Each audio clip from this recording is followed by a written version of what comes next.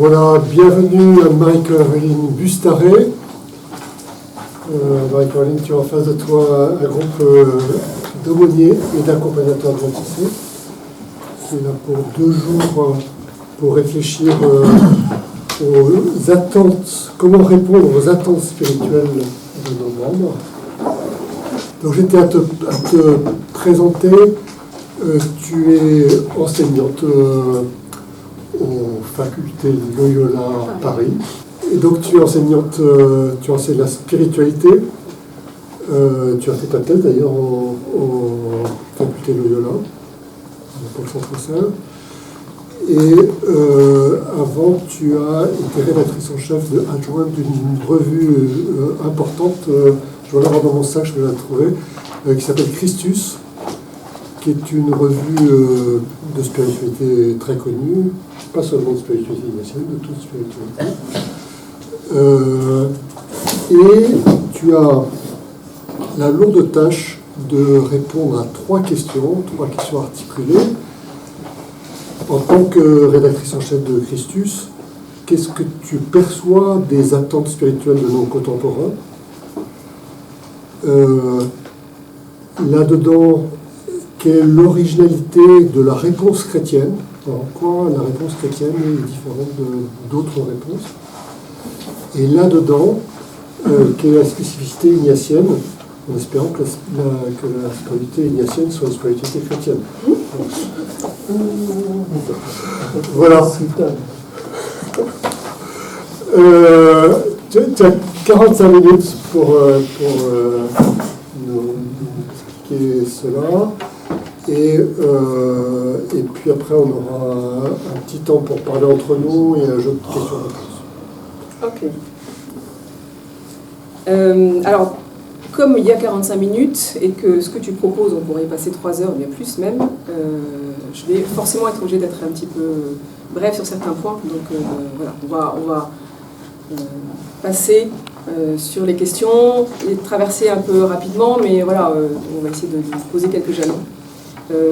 Donc, en gros, Bertrand vous a énoncé le plan de ce que je vais vous dire. Je vais commencer donc par parler de ces attentes actuelles. Alors là, je vais être un peu bref parce que d'abord, je ne suis pas sociologue, que peut-être que vous en savez, probablement vous en savez autant que moi. Mais voilà, on va énoncer quelques petites attentes de nos contemporains. Après, dans un deuxième temps, on va se poser la question de qu'est-ce que c'est que la spiritualité, la vie spirituelle et la vie spirituelle, et en quoi la vie spirituelle chrétienne apporte une réponse un peu différente, enfin un peu quelque chose de plus. Pareil, je vais être relativement brève. Puis après, on va entrer un petit peu dans les spécificités de la spiritualité ignatienne. Et pour ça, on va parler d'Ignace. Je vais vous raconter un peu l'histoire d'Ignace. Vous la connaissez peut-être. Je suis désolée si je vous raconte une histoire que vous connaissez déjà, mais ce que je vais essayer de faire, c'est que dans cette histoire, pointer 3 points qui ensuite seront la base de ce sur quoi on va s'appuyer pour se dire pourquoi on est là, nous, enfin vous, en tant que mouvement MCC d'inspiration ignatienne. Quelle est votre spécificité, quel est l'esprit à partir duquel vous êtes censé accompagner des équipiers. Donc le constat aujourd'hui dans le champ spirituel, c'est d'un retour de la question spirituelle, d'un paysage spirituel qui se recompose, un peu mouvant, et des attentes qui s'expriment. Alors des attentes contradictoires, parce que c'est à la fois des attentes de religieux, d'explicitement religieux, de cadres, de jeunes, plutôt une population jeune qui veut du religieux explicite, et des attentes de spirituel, mais surtout pas de religieux. Voilà, donc on a ces 2 attentes, peut-être dans nos mouvements, qui sont apparemment contradictoires, mais qui se rejoignent, et parfois dans la même personne. Le contexte, peut-être qui justifie ces attentes, c'est le contexte, probablement, alors là je ne vais pas être exhaustive sur les causes de ces attentes, sur les raisons, mais c'est le contexte peut-être d'une situation de crise, au niveau macro de sociétés qui se recomposent, la crise écologique, des crises politiques, des crises économiques, des violences dans nos sociétés et dans les sociétés voisines, des violences qui se rapprochent, la guerre est quand même aux portes de l'Europe, la situation pandémique, la fin des institutions. Tout ça, c'est un système, c'est un contexte un peu déstabilisant. Et avec des possibilités de voyager et d'être en contact avec le monde entier, et donc de savoir, d'être au courant de ce qui se passe, de toutes ces situations, non seulement chez nous, mais ailleurs. Et puis, au niveau plus micro, l'individu est renvoyé à lui-même dans un monde aussi en mouvement,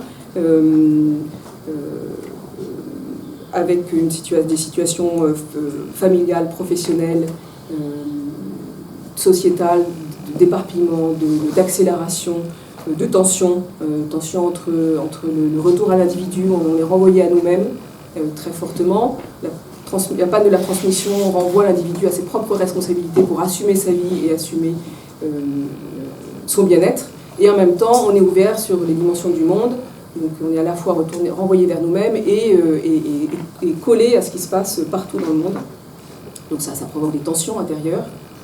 Donc tous ces éparpillements, toutes ces tensions, toutes ces peurs, toutes ces angoisses, voilà, ça c'est la situation qui nous touche physiquement et intérieurement. Tout ça dans un cadre avant structurant, donc le cadre des institutions qui s'effondrent un peu, enfin qui perdent de sa solidité, donc qui n'assure plus la solidité extérieure, il faut la trouver en soi. Et donc tout ça creuse à la fois des angoisses et des fatigues, et puis aussi des soifs et des besoins.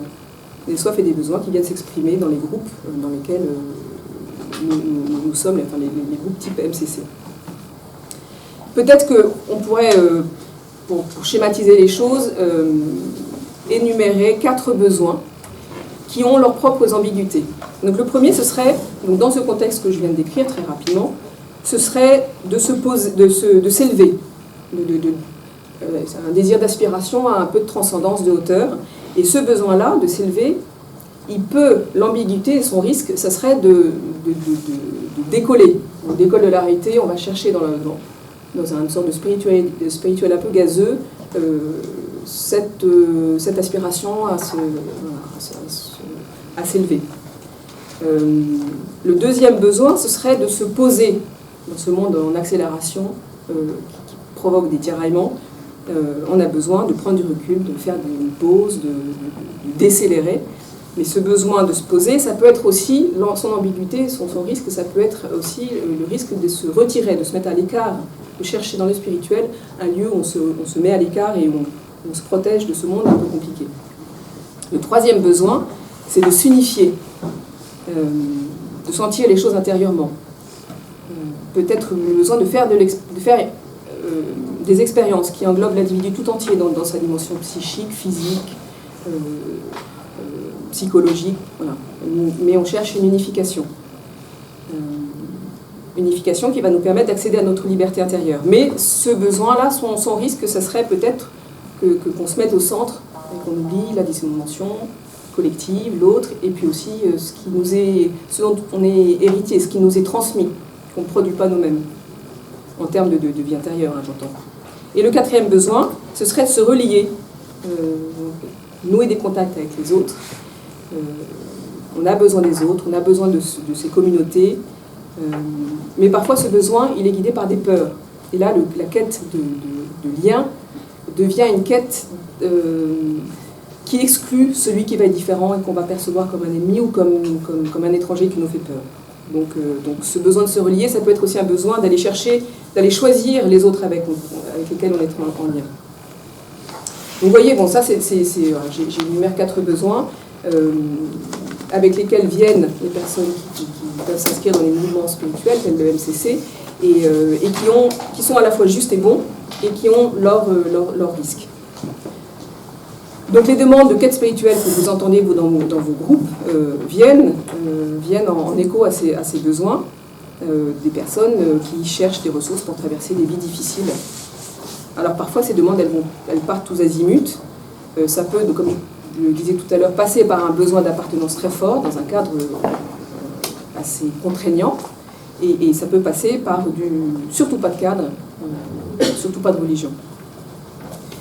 Donc, dans nos mouvements, on voit arriver des personnes qui expriment des désirs de trouver des moyens pour grandir, pour donner du sens à leur vie, des personnes qui désirent être écoutées, qui désirent faire place à la dimension spirituelle intérieure de leur vie, qui désirent se ressourcer, qui désirent unifier ce qui semble disjoint, voilà, qui désirent accéder à la source profonde de leur existence, de surmonter éventuellement des angoisses, de se rassurer avec d'autres, de trouver des moyens pratiques, voilà, des moyens pour y arriver, des trucs qu'on pourrait appliquer, enfin tout ça à la fois, quoi. Et ces demandes sont légitimes, parce qu'elles expriment des besoins profonds, peut-être parfois des souffrances. Je ne crois pas qu'on ait à se poser en juge de ces demandes, mais nous, on est là pour accompagner et faire accéder vraiment au désir profond qu'il y a derrière ces demandes. Et alors pour ça, il faut se demander qu'est-ce que c'est que la vie spirituelle ? Qu'est-ce qu'on entend par vie spirituelle ?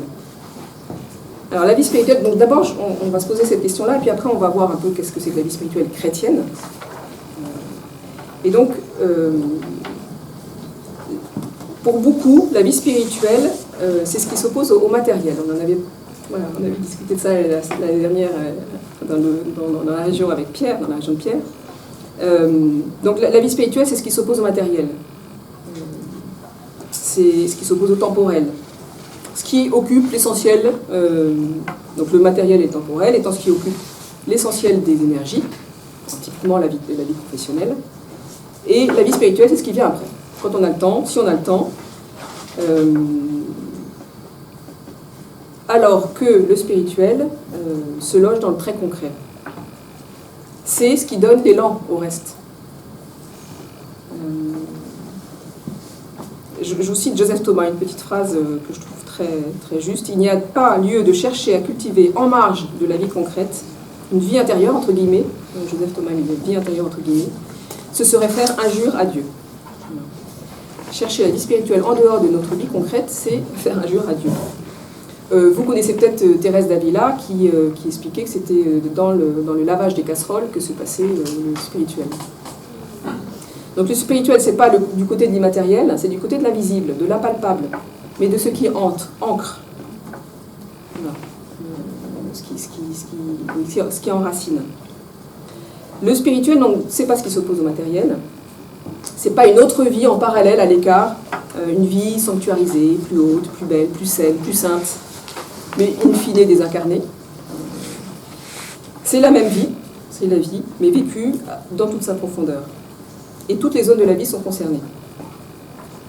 Et on ne peut pas compartimenter. On peut d'autant moins compartimenter, je vous cite l'exemple d'une amie à moi, qui est une personne qui a une vraie vie intérieure profonde, accompagnatrice, qui a fait des exercices selon l'INIAS, voilà, une personne qui a accès à son intériorité. Une vie professionnelle très active. Dans sa vie professionnelle, elle fait ses choix en fonction du salaire qu'elle va toucher, de ce que ça va lui apporter comme notoriété. Enfin, voilà. Ces choix-là sont faits en fonction de critères qui sont tout à fait louables. Mais cette personne-là, qui a accès au profond, se trouve dans un tiraillement depuis, ça fait 15 ans que 20 ans que je la connais, ça fait 20 ans que je l'entends exprimer une insatisfaction permanente. Et elle change de boulot tous les 15 jours, tous les 2 ans, ou tous les ans, toujours pour des bonnes raisons, mais parce que, en fait, pour l'instant, jusqu'à aujourd'hui, parce que là, elle vient de changer, elle faisait ses choix professionnels, non pas en fonction de l'intérieur du plus profond, qui l'aurait peut-être amené à faire les mêmes choix professionnels, mais elle les faisait en fonction de critères qui ne touchaient pas à ce profond-là. Et donc, tiraillement permanent. Voilà. Donc là, elle, sa vie spirituelle, étant vivante et existante, la met dans une situation de tiraillement. On est moins tiraillé quand la vie spirituelle est complètement étouffée. Donc c'est pas une autre vie à part, c'est la même vie vécue avec la profondeur, et c'est pas l'accomplissement de devoirs religieux. Aller à la messe, faire ses prières, faire un chapelet, faire des pèlerinages, ça peut être bon, mais c'est pas le tout de la vie spirituelle. Alors on a besoin de ces actes religieux pour pouvoir vivre la vie, comme dit Madeleine Delbrel, vécue de l'intérieur, pour vivre une vie vécue de l'intérieur. Donc les actes religieux sont les sources auxquelles on s'abreuve. Donc pour résumer, quand on est la vie spirituelle à ces champs-là, l'immatériel, la vie à l'écart et les actes religieux, ça nous empêche de voir que donc il s'agit de la même vie vécue autrement. Ça nous fait penser que la vie spirituelle est le lieu qui va nous consoler, nous protéger, le lieu de refuge. C'est pas forcément ça. Ça peut être un lieu où l'inconfort se vit aussi. Ça nous fait risquer de considérer nos vies vécues là, dans le travail, dans la vie de famille, comme le lieu où se désagrège, où se désintègre le spirituel, face à l'effet corrosif de la vie, dit Maurice Giuliani. Et puis ça peut nourrir la peur du monde, des autres, de ce qui n'est pas Dieu, de ce qui n'est pas en Dieu, tel qu'on le définit, bien sûr, tel qu'on le confesse. Et puis ça peut aussi nous faire risquer de vivre une vie spirituelle et religieuse déconnectée du service des frères. Voilà. C'est une espèce de monde à part où l'autre n'a plus de place. Et notre but, c'est d'unifier notre vie et de carburer à l'esprit. Saint Paul dit qu'on marche à l'Esprit Saint. Voilà, on carbure à l'Esprit Saint. Donc ça peut nous faire oublier ce carburant qu'est l'Esprit Saint. Donc je cite Joseph Thomas, le souci même d'une vie spirituelle donc les soucis même d'une vie spirituelle comme ça à l'écart, ces soucis-là est ambigu et disons-le, dit Joseph Thomas, franchement insignifiant, voire nuisible. Voilà. Et donc la vie spirituelle dans la perspective de la foi chrétienne que nous confessons, c'est cette vie au sens le plus fort, au-delà d'une certaine façon d'organiser sa pratique spirituelle, donc de vivre sa foi. C'est ce qui fait résolument sortir de soi. Il y a quelque chose d'un élan et d'un désir pour tourner vers un autre. D'abord un autre qui m'appelle. Il y a une affaire de rencontre, d'appel et de réponse. Et cette rencontre et cette réponse, c'est la rencontre, l'appel du Christ, l'appel de Dieu, l'appel du Christ. Et donc c'est une rencontre personnelle au Christ qui nous appelle, qui nous demande de s'approcher de lui, de le suivre. Et tout ça, ça fonde un agir, une manière de se mettre à l'écoute de l'esprit, d'engager le Christ dans nos décisions, dans notre vie concrète, dans nos actions. Donc la spiritualité chrétienne, c'est une spiritualité qui s'incarne dans une manière de vivre et qui part d'un appel qui produit un élan. C'est pas seulement le respect du culte et de la foi. Et la vie spirituelle, elle n'est pas au-delà ou en dehors de l'Église. C'est une manière de construire l'Église, de construire la communauté que nous constituons.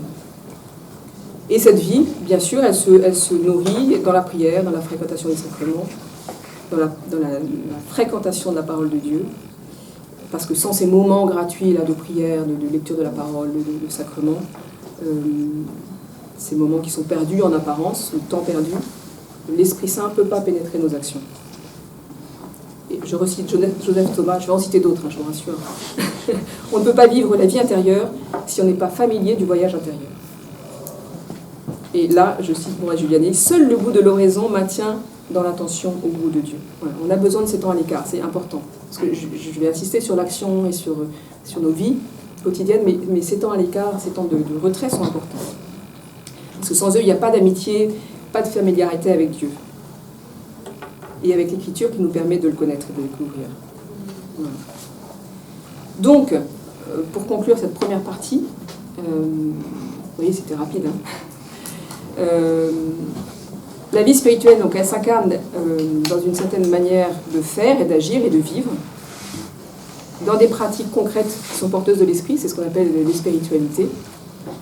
Et donc on va parler de spiritualité, d'une certaine spiritualité. Et parler de spiritualité au sens de ce que je vais vous dire là tout de suite, c'est pas brandir la carte d'un parti versus un autre. Moi je suis du parti de Paul, moi je suis du parti... et donc c'est pas brandir la carte d'un parti pour fermer la porte aux autres, ceux qui ne seraient pas de la même spiritualité. Et une spiritualité, c'est avant tout, avant d'être une famille spirituelle, c'est un chemin pour aller vers Dieu, qui se déploie sur la base d'une expérience de Dieu. Et on va parler de ça.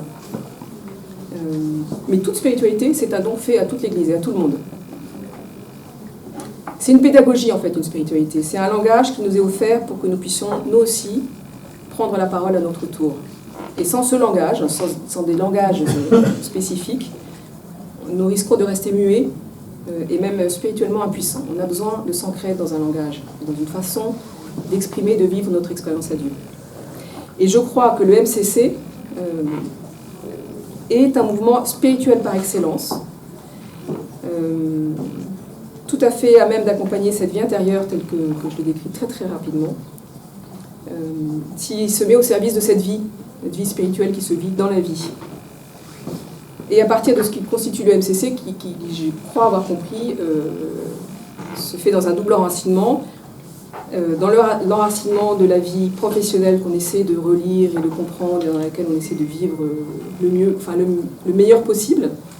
Et puis l'enracinement de cette expérience de Dieu faite par Ignace, qui traduit, qui transmet une certaine façon de vivre dans l'esprit, qui informe une certaine façon de vivre dans l'esprit. Et alors pour comprendre quelle est la spécificité du mouvement du MCC, qui je crois a des origines ignatiennes, il faut peut-être se dire quelle est cette spécificité ignatienne dont on vit déjà, ou dont on veut vivre, et dont on veut surtout permettre de vivre les personnes qu'on accompagne.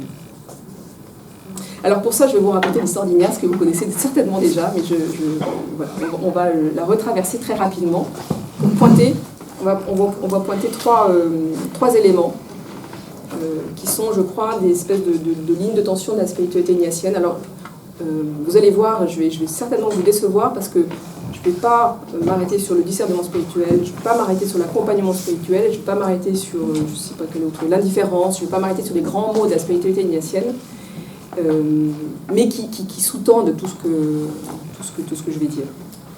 Donc, Ignace, voilà, c'est un homme né vers la fin du XVe siècle, dans un petit village dans le Pays Basque, très mignon, je vous conseille d'y aller. Si on aime la nature verte et les douces collines rondes, voilà, on est très heureux là-bas.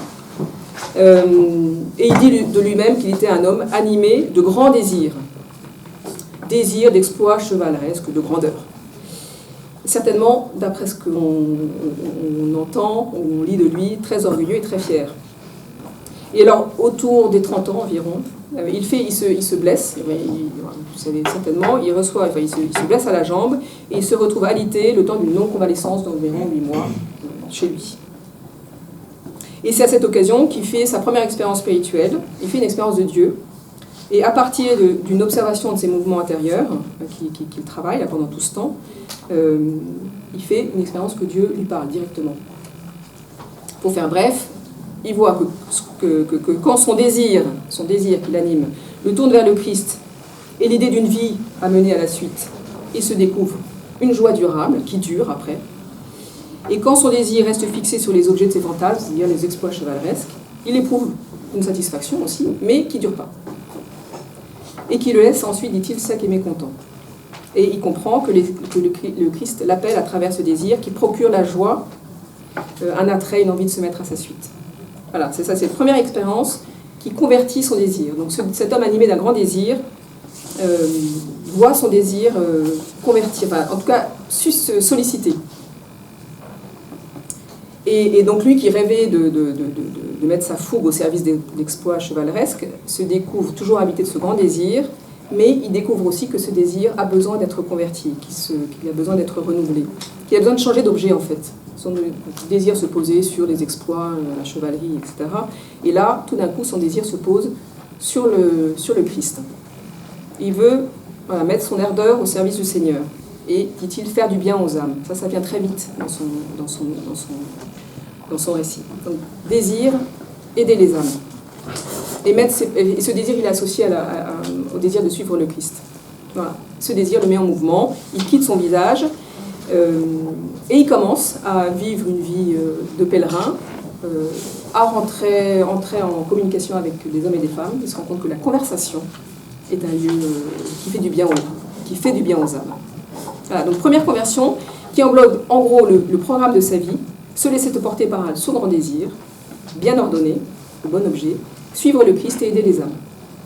Il s'installe à Manresa, il affine donc Manresa, près de Barcelone, il affine sa connaissance des mouvements intérieurs, il commence à rédiger les exercices, connaissance des mouvements intérieurs qu'il va préciser. Il va à Jérusalem, avec l'intention de s'installer à Jérusalem, dans le but d'aider les âmes, et c'est là qu'il va le faire.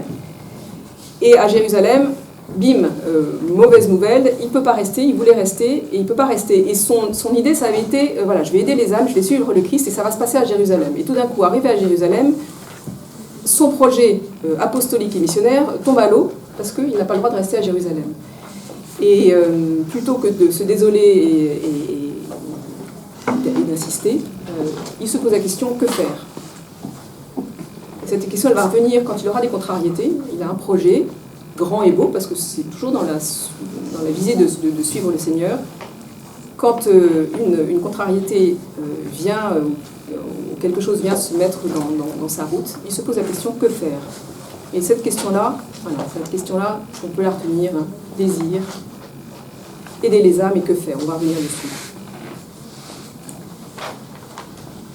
Ensuite, il retourne en Espagne, il commence à se faire des amis, il commence à s'adjoindre un groupe de compagnons. Il pressent que pour aider les âmes, qui est maintenant son objectif premier, il faut qu'il étudie. Donc il va à Alcalá, il va à Salamanque, il a encore des problèmes, il ne peut pas étudier là. Il se repose la question, qu'est-ce que je vais faire? Il décide d'aller à Paris pour poursuivre ses études, et il se met à faire des études. À Paris, il se fait des amis, des compagnons qui vont durer. Il commence à donner des exercices spirituels. Ces compagnons auxquels il donne les exercices, il voit le fruit de ces exercices. Des hommes voient leur vie transformée grâce à ça. Et un petit groupe se constitue autour de lui.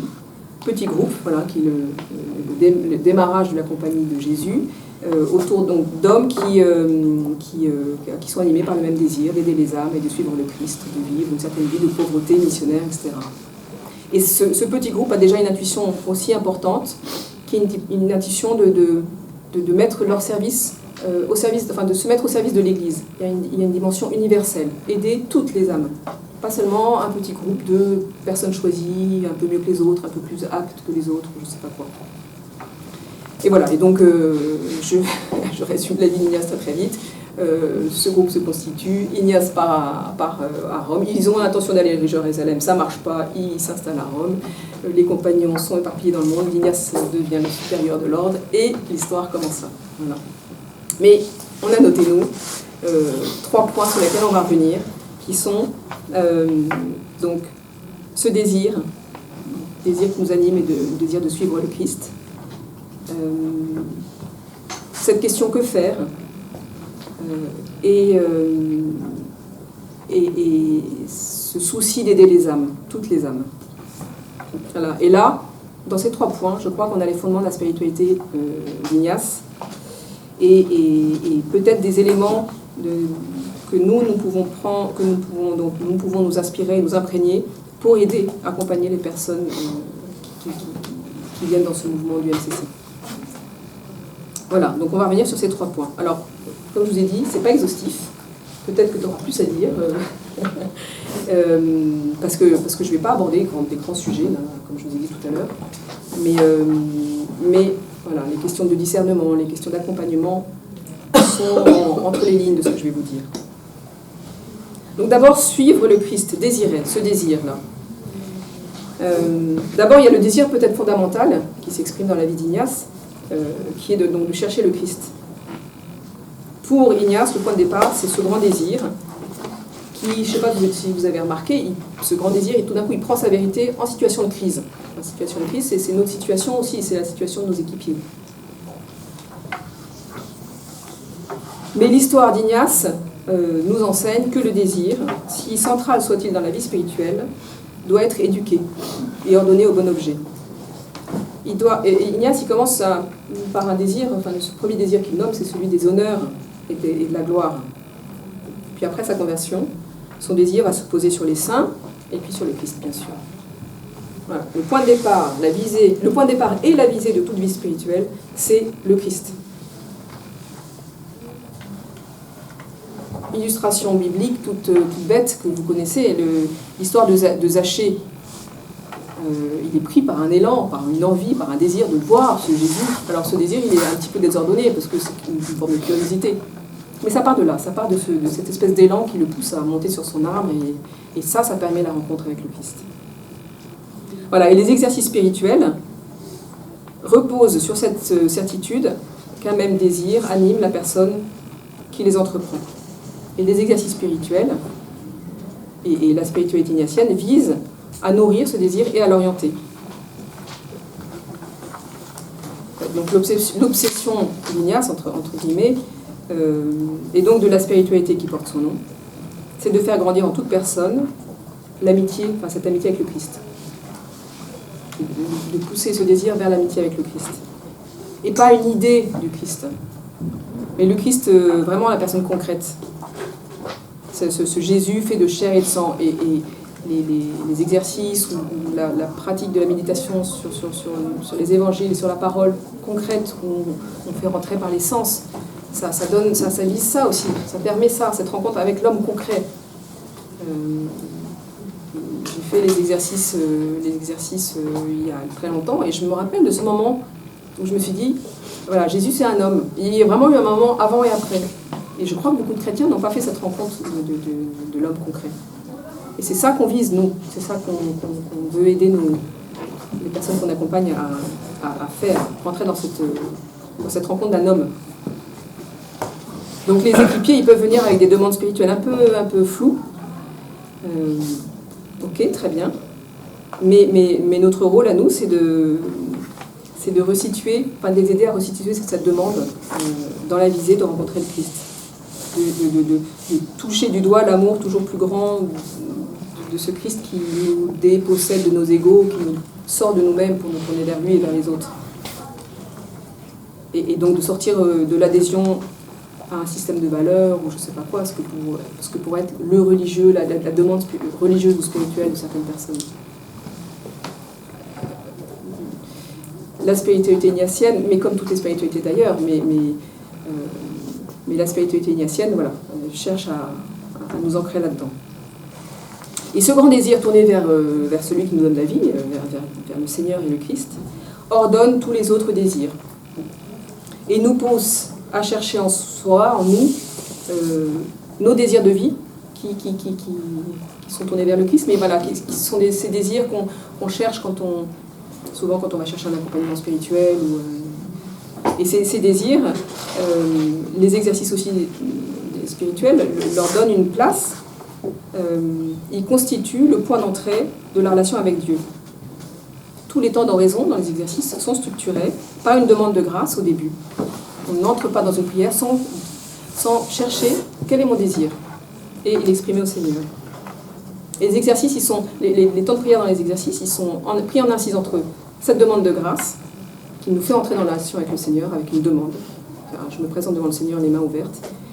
Et les temps de prière donc, se finissent par un colloque, par un temps de dialogue avec le Seigneur. Et on voit bien, vous voyez, la relation avec le Seigneur, elle est structurée par la demande qu'on fait au Seigneur et par ce colloque à la fin qui, en général, est le temps où la demande, le désir a été ordonné, on a entendu tout à l'heure, Quinias a appris qu'il fallait que son désir soit ordonné. Ce temps-là de prière très court, entrepris entre la demande de grâce et le colloque, c'est le désir qui se purifie.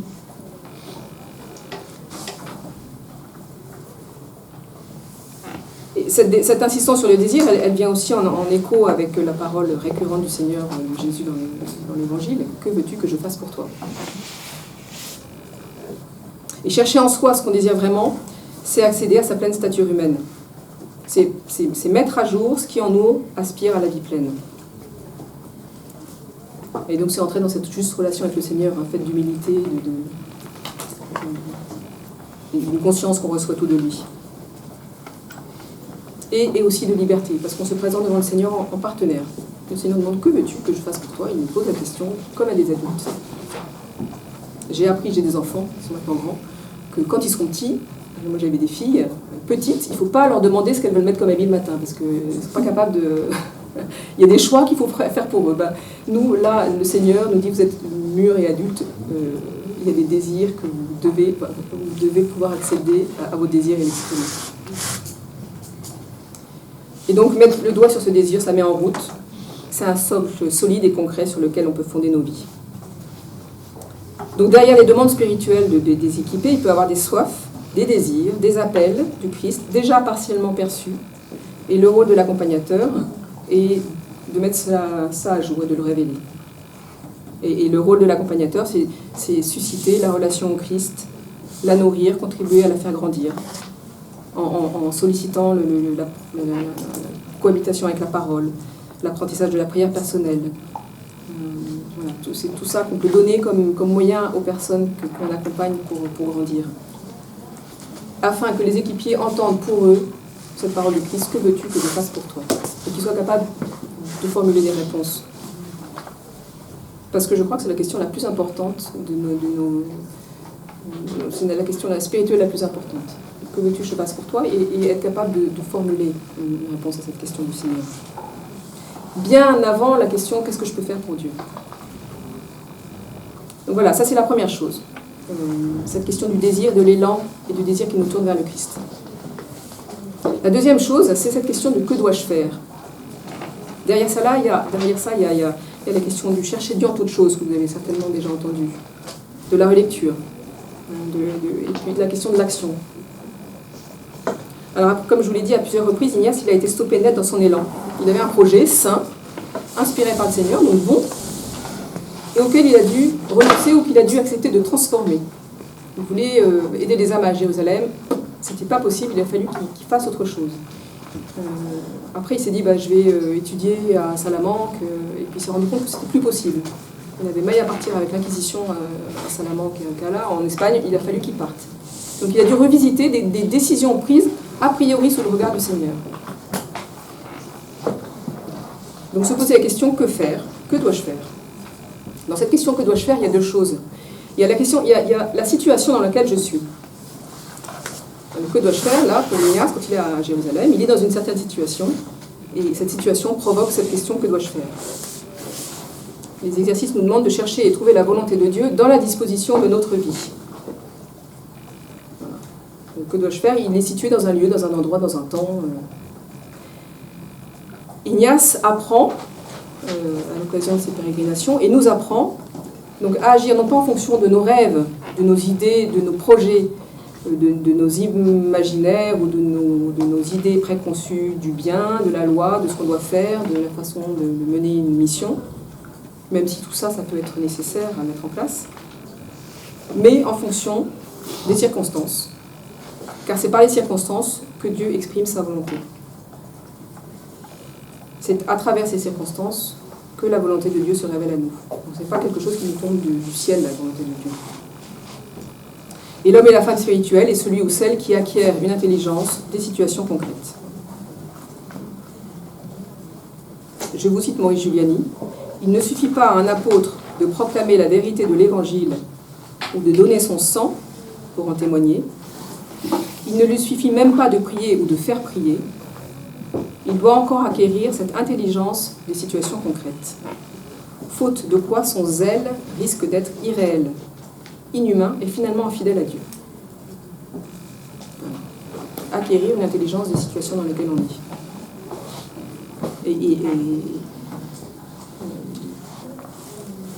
Voilà. Trouver Dieu dans les situations dans lesquelles on est. C'est sur la base de cette intuition, chez Ignace c'était profond encore que ça, mais que Ignace disait de lui-même qu'il était capable de trouver Dieu en toute chose.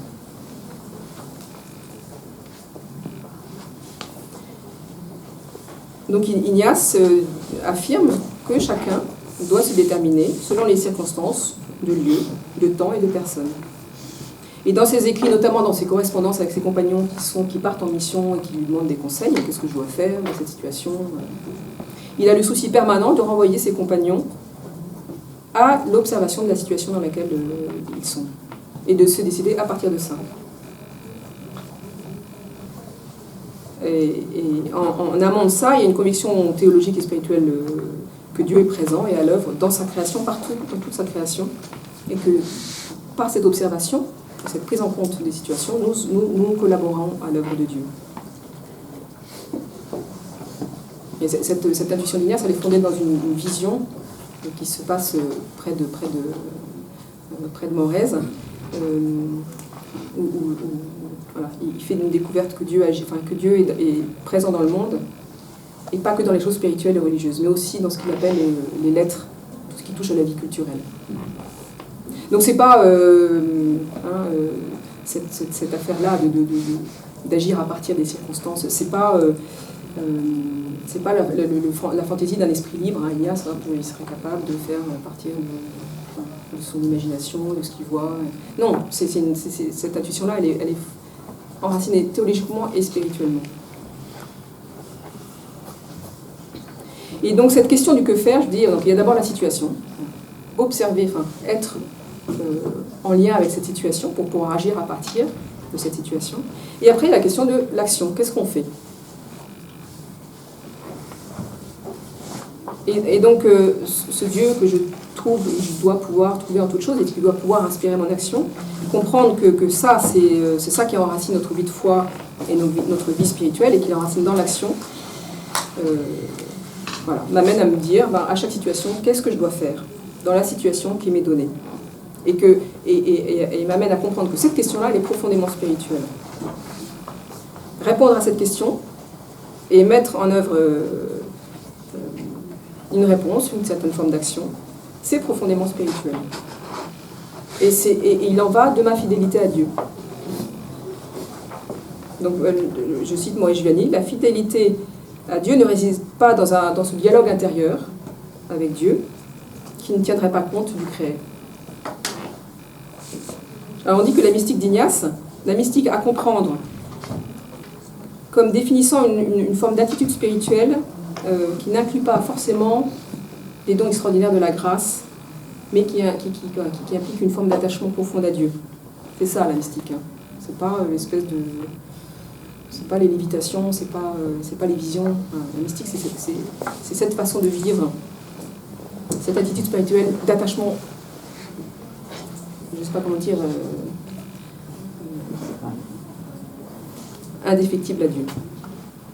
Et alors on dit que de la mystique d'Ignace que c'est une mystique du service. Le service étant compris comme notre action mise au service du Seigneur. Donc tout ce qu'on fait dans nos entreprises, dans nos familles, dans la société, c'est un service. Donc la mystique ignatienne accorde à l'action un rôle positif dans la sanctification.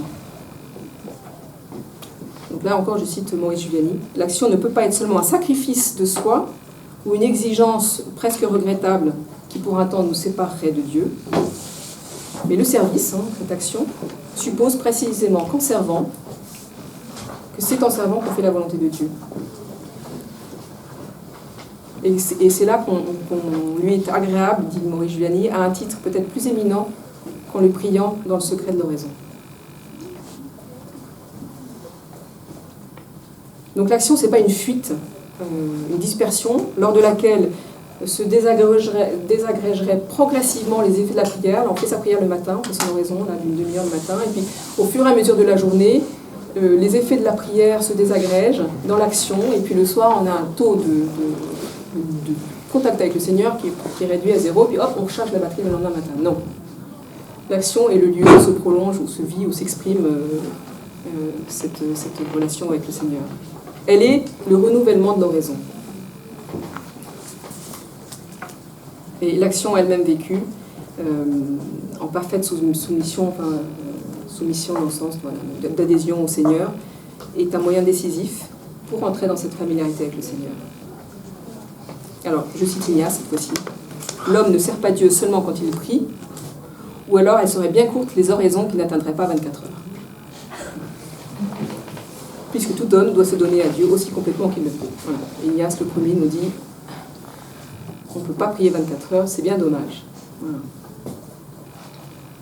Je me suis posé la question à un moment, mais ça veut dire quoi cette affirmation de Paul, qu'il faut prier sans cesse? Je ne voyais pas comment on pouvait. Donc là, on a une réponse. Alors, quand on parle d'action ici, il ne s'agit pas de trouver un prétexte à nos fièvres hyperactives, qui est un trait de bon nombre de chrétiens. Je pense que vous êtes tous au courant de ça. Alors, je vais vous citer, je ne peux pas résister à la tentation de vous citer une phrase que m'a sortie, de sagesse que m'a sorti ma fille la semaine dernière, que je trouve très juste, et après je vais vous donner la source, et là vous allez rire.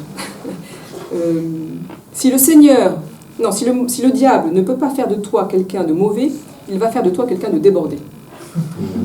C'est pas mal, hein? Alors c'est Kim Kardashian.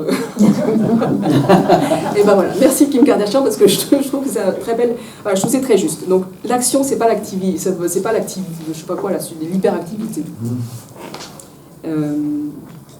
L'action, quand on parle d'action, là, il s'agit de mettre en œuvre une action discernée, qui fait venir le royaume et sa vie. La vie presque avec un grand V. Et c'est ça, servir. Et ça s'enracine dans la prière, comme j'ai dit tout à l'heure. Donc on a un effort permanent à mener de conversion de notre action en acte d'amour.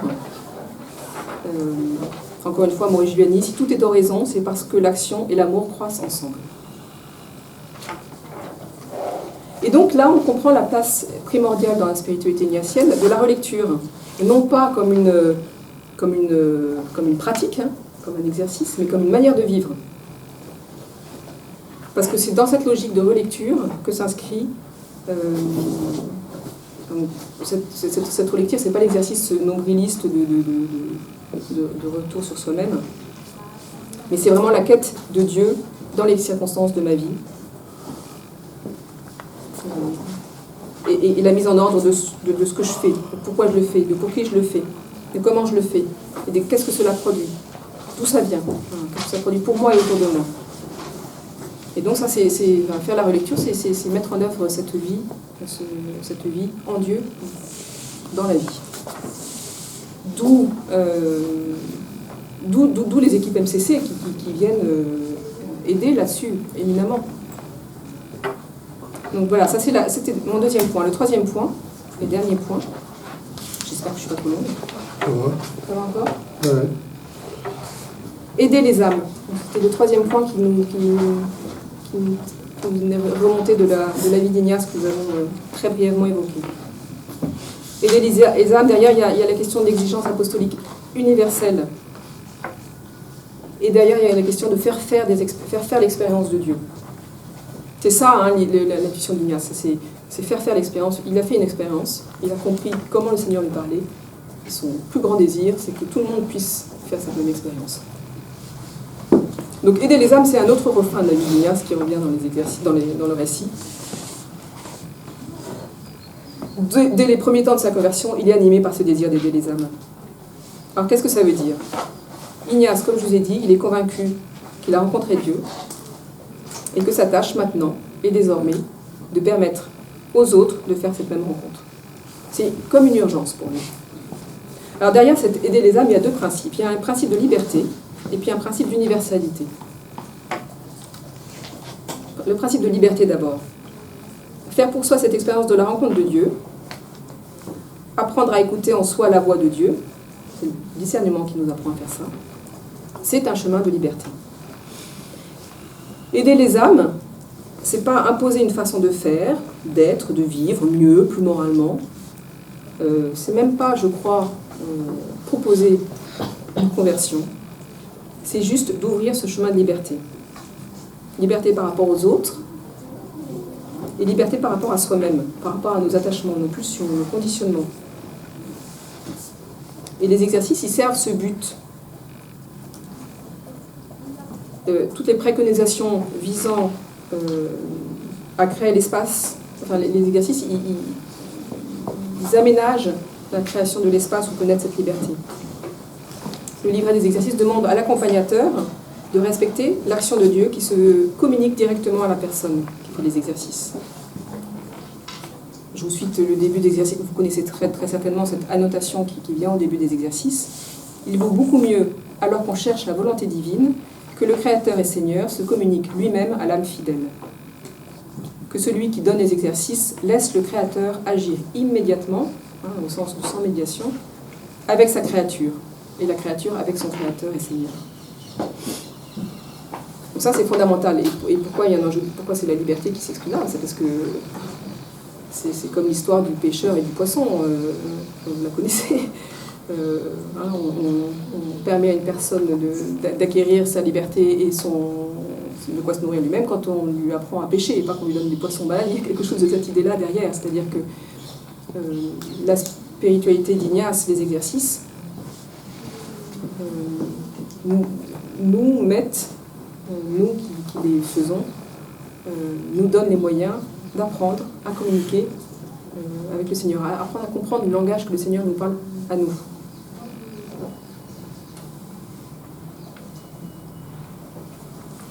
Et les exercices, donc, ils libèrent par rapport à un accompagnateur qui pourrait, s'il n'était pas accompagnateur ignatien, se mettre entre le Seigneur et la personne, ce qui est justement ce contre quoi Ignace nous met en garde.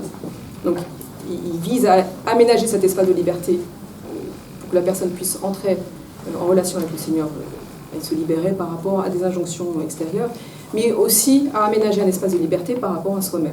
Donc, le retrait, la mise à l'écart, c'est aussi se libérer de nos attachements, de nos vies qui peuvent nous retenir un peu prisonniers. Je vous cite Dominique Salin. Dans l'espace de parole ménagé par les exercices, entre le retraitant et le directeur, le premier, donc le retraitant, apprend à déchiffrer et à parler la langue de l'esprit. Esprit qui appelle à la liberté.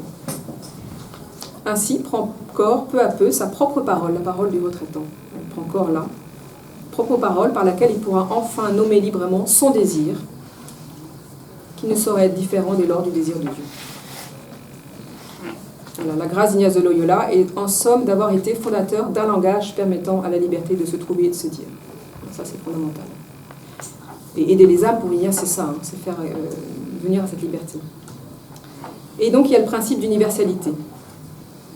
Alors, le génie d'Ignace, c'est pas tant d'avoir découvert que Dieu s'adresse personnellement à nous, ça, c'est la tradition spirituelle, le sait déjà. Mais son génie à lui, c'est justement d'avoir voulu faire vivre cette expérience à tous. Que tous puissent faire cette expérience. Qu'elle n'est pas réservée à une élite. Une élite qui ensuite pourrait enseigner la piétaille. Non, Ignace, lui, voilà, il veut répandre, donner cette possibilité à tous d'acquérir la pleine maturité spirituelle.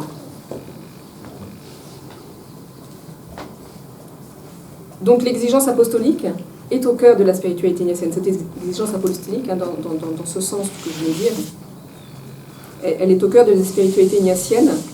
Elle relève vraiment d'un appel impérieux. C'est pas d'abord le fruit d'une exigence morale, ça serait bien d'aller aider mon prochain. Non, c'est vraiment cet élan suscité par l'amour, par la rencontre du Seigneur qui me met en mouvement, qui me donne le désir de permettre à d'autres de faire cette même rencontre. C'est le cœur brûlant des pèlerins d'Emmaüs. On est habité par ça. Notre rôle en tant qu'accompagnateur, c'est de susciter ce cœur brûlant, de permettre à d'autres de faire cette expérience. Et que d'autres puissent ensuite être des éléments libérateurs pour d'autres encore. Donc, l'aide d'Ignace, l'aide qu'Ignace va porter et que nous sommes appelés à porter à sa suite, concerne tous les hommes et toutes les femmes, de toutes conditions. Il n'y a pas de conditions d'intelligence, de je sais pas quoi, de sainteté. On est tous concernés. Il y a une dimension universelle à ce désir d'aider les âmes. Ignace ne cherche pas à faire des hommes et des femmes qu'il rencontre, des bons ignatiens, mais à faire des hommes et des femmes qui ont rencontré le Christ et qui l'aiment. Et donc la spiritualité ignatienne, elle a cette ouverture universelle. Et donc cette œuvre, elle dépasse les cadres des paroisses, nos clochers, nos appartenances religieuses, les écoles spirituelles, parce qu'elle est mise au service de la vie, avec un grand V. Et notre rôle d'accompagnateur, c'est de servir cette vie. Et Ignace, il a donné l'exercice à bien plus de personnes que le nombre qui sont, à son époque, là, à Paris, entraient qui vont constituer ce premier groupe. Il a donné l'exercice à des personnes qui sont devenues, pour certains, des chartreux, des franciscains, d'autres qui sont restés laïcs, des hommes, des femmes. Donc il n'a pas donné l'exercice avec cette visée exclusive de se constituer un petit groupe d'amis. La première visée, c'était faire rencontrer le Christ. Il se trouve que ça a constitué un groupe de compagnons. Mais par le moyen des exercices que Ignace donnait, il cherchait plutôt à détacher les hommes et les femmes qui l'accompagnaient de lui, de la fascination qu'on peut avoir pour le maître spirituel, qui est un grand risque dans la vie spirituelle, pour que ces hommes s'attachent au Seigneur. C'est ça la visée de la spiritualité ignatienne. Nous libérer de la séduction du maître. Aussi. Donc cette liberté que confère cette mise à l'écoute de l'esprit et qui nous guide intérieurement, la liberté qu'Ignace octroie à ses compagnons, c'est une intuition qui traverse ses écrits. Je vous cite, un de ses compagnons, Olivier Manaret, est envoyé pour une charge loin de Rome. Il interroge Ignace sur la façon dont il doit faire. Comment il va faire? Et Ignace lui répond: fais comme tu as vu et comme l'onction de l'Esprit te l'apprend. Voilà. Et au même Manaret qui un jour avoue à Ignace par écrit qu'il a agi contre ses ordres écrits, Ignace lui dit: l'homme donne la fonction, mais Dieu donne le discernement. Je veux que tu agisses en tout sans scrupule, comme tu jugeras qu'il faut faire selon les circonstances, malgré les règles et les règlements. C'est quand même le supérieur de l'ordre qui écrit les règles et les règlements pour l'ordre et qui va être en charge de les faire appliquer, qui dit ça à son compagnon. Voilà. Tu agis comme tu sens qu'il faut que tu agisses là où tu es. Et donc cette liberté donnée par Ignace est fondamentale. Ce n'est pas l'expression d'une largeur de vue et encore une fois d'un esprit laxiste, mais c'est un repos sur la conviction théologique qui prend en sérieux l'affirmation selon laquelle nous sommes chacun guidés par l'Esprit. Que la situation dans laquelle on est une indication, enfin, est le lieu où Dieu nous parle, et ce que nous sommes aussi est le lieu où Dieu nous parle. Et que la plus belle œuvre que nous puissions faire est de nous mettre à l'école de cet esprit. Voilà, donc pour conclure, d'abord, je crois qu'il faut se rappeler que notre être spirituel se constitue, comme je l'ai dit, dans le présent de chacune de nos vies, à travers ces choix successifs qui expriment notre fidélité, ces choix et ces actions successifs. Et le discernement des esprits, qui n'est pas inventé par Ignace, ce n'est pas une création d'Ignace, prend place dans ce service, au service de la décision chez Ignace. Et c'est là que ça intervient, pour nous faire découvrir la volonté de Dieu dans le concret de nos vies quotidiennes. Et l'originalité de la spiritualité ignatienne, elle se manifeste dans se chercher et trouver la volonté de Dieu dans la disposition de notre vie. Donc la spiritualité ignatienne, c'est une spiritualité qui est pour tous, dans la mesure où elle tente d'ouvrir toute personne à ses dispositions de fidélité à Dieu, dans le temps présent, quel que soit le cadre, quelles que soient les conditions et les choix de vie. Donc la spiritualité ignatienne, elle ne conduit pas à un certain type d'apostolat, comme je ne sais pas, il y a des congrégations qui sont ordonnées au service des pauvres ou des malades. Non, la spiritualité ignatienne, elle a cette dimension d'infusion, de service de toute vie spirituelle auprès de tous.